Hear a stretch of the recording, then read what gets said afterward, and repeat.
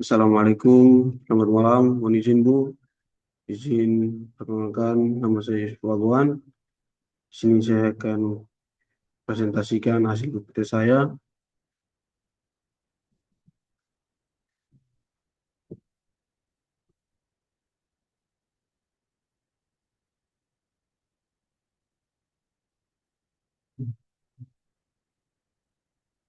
Nah, di sini yang pertama, pengertian dan ekosistem mangrove. Mangrove atau hutan bakau adalah komunitas tumbuhan yang tumbuh di daerah pasang surut pantai, tropis dan subtropis, terutama di lingkungan lumpur, air asin atau air payau, serta kondisi tanah yang rendah oksigen anaerob. Ekosistem mangrove adalah sistem ekologi yang mencakup interaksi komponen biotik hidup dan abiotik tak hidup di wilayah pesisir.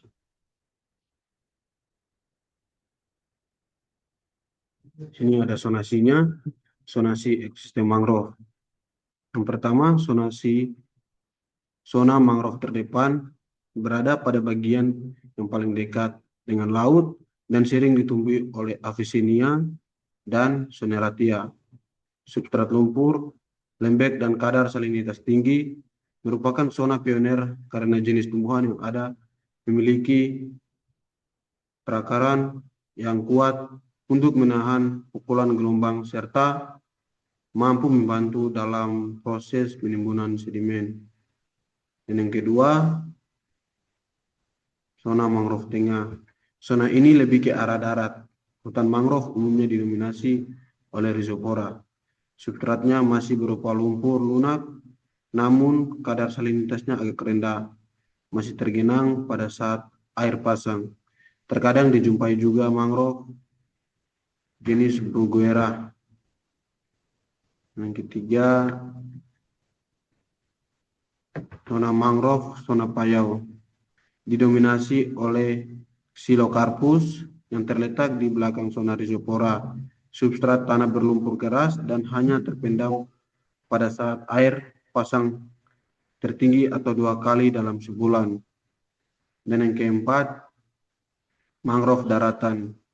Transisi antara hutan mangrove dengan hutan daratan rendah yang biasa ditumbuhi oleh Nipa fruticans dan beberapa spesies palem lainnya. Yang berikut, ada faktor yang mempengaruhi zonasi ekosistem mangrove, yaitu ekologi adalah ilmu yang mempelajari interaksi antara makhluk hidup dan lingkungannya, biotik dan abiotik.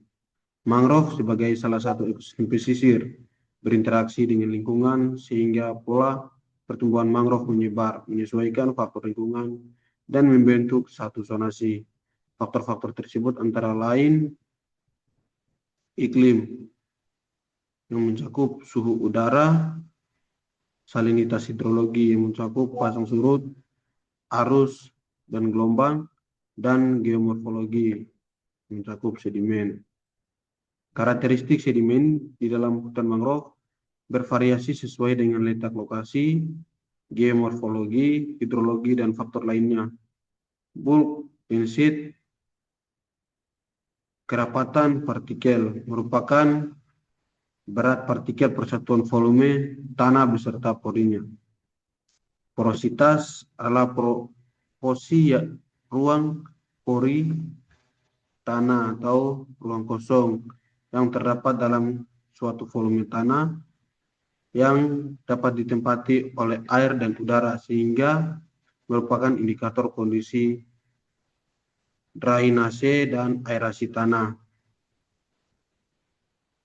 Lanjut, teknik pengumpulan data vegetasi mangrove mulai dari peralatan, sistem transek, dan pendataan. Vegetasi mangrove adalah komunitas tumbuhan yang hidup di daerah pantai tropis yang dipengaruhi oleh pasang surut air laut. Komunitas ini terdiri dari berbagai jenis pohon dan semak yang beradaptasi dengan lingkungan pasang surut dan salinitas tinggi. Nah, di sini ada pengumpulan data. Pengumpulan data vegetasi mangrove melibatkan pertama penggunaan peralatan seperti GPS, meteran, tali, dan alat ukur lainnya. Nah, sistem transek yang seringkali digunakan melibatkan penarikan garis transek, tegak lurus pantai, dan pembagiannya menjadi plot-plot dengan ukuran berbeda sesuai dengan jenis mangrove, pohon, pancang, dan semai. Pendataan mencakup identifikasi spesies, pengukuran dimensi vegetasi, DBH, ketinggian diameter, dan pencatatan faktor lingkungan. Dan identifikasi jenis mangrove, Psilocarpus dan Nipa. Psilocarpus dan Nipa adalah dua jenis mangrove yang berbeda, dengan Psilocarpus sebagai pohon mangrove yang memiliki akar penopang dan daun bulat telur, sedangkan Nipa adalah jenis palem mangrove yang memiliki daun panjang menyerupai kipas dan tumbuh di zona belakang hutan mangrove dekat daratan. Perbedaan utama terletak pada bentuk daun, jenis akar, dan zona tumbuh di hutan mangrove.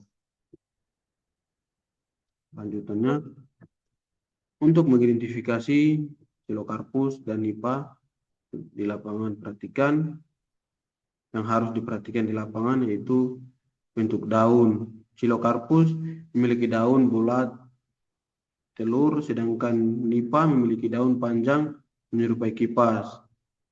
Akar, Psilocarpus memiliki akar penopang pneumatophor, sedangkan Nipa tidak. Dan zona tumbuhnya itu Psilocarpus cenderung tumbuh di zona terbuka hingga tengah, sedangkan Nipa di zona belakang dekat daratan.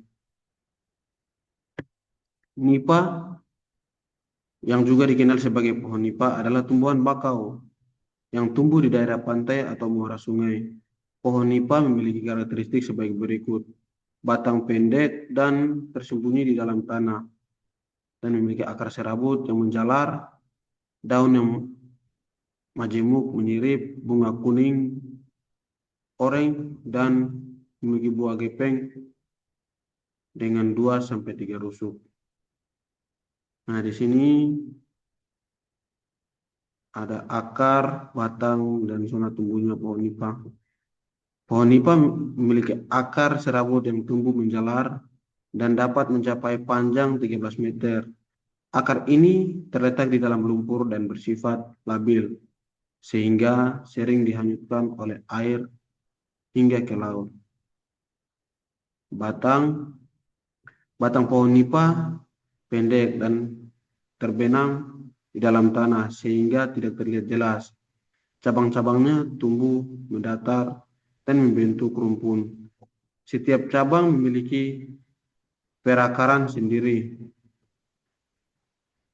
Zona tumbuhnya yaitu Nipa biasanya ditemukan di daerah rawa yang memiliki tanah kaya organik, terutama di tepi sungai atau laut yang menyumbang lumpur ke pesisir.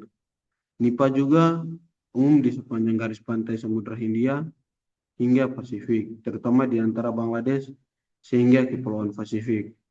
Pohon Nipa sering ditemukan di daerah pasang surut, dekat tepi laut, dalam lingkungan hutan bakau, menurut Media Center Serdang Udage. Terima kasih. Mungkin cukup sekian hasil presentasi saya.